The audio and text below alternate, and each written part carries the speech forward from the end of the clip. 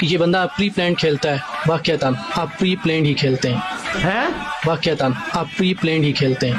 یہ پھنس گیا سی ایم، سی ایم نہیں پھنسا، مولوی پھنس گیا۔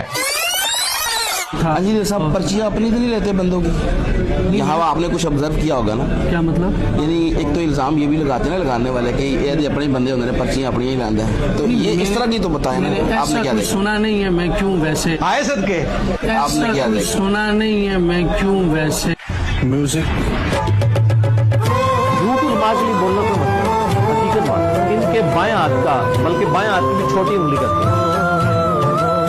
بیٹھے ہو پھر اس کے بعد آپ نے سنائی وہاں پہ خبریں ہیں، تو پھر نیچے سے جو سوال، جو بلکہ آپ نے جو سوال تھے، پھر جو بقول آپ کے جو نیچے سے گئے ہیں، نیچے سے وہ گئے نہیں تھے، وہ کہیں اور ہی سے آئے تھے۔ پھر جھوٹ پہ مارنا ہے۔ میں نے یہ دیکھا کہ بڑا اچھا لگا کہ ہر بندے سے انہوں نے پرچی لی، پرچی یہاں سے گئی، سوال جو تھا ہم نے اپنے اچھے طریقے سے لکھا، لکھنے کا ٹائم ملا، گئے نیچے سے وہ گئے نہیں تھے، وہ کہیں اور ہی سے آئے تھے۔ بڑا اچھا لگا کہ ہر بندے سے انہوں نے پرچی لی۔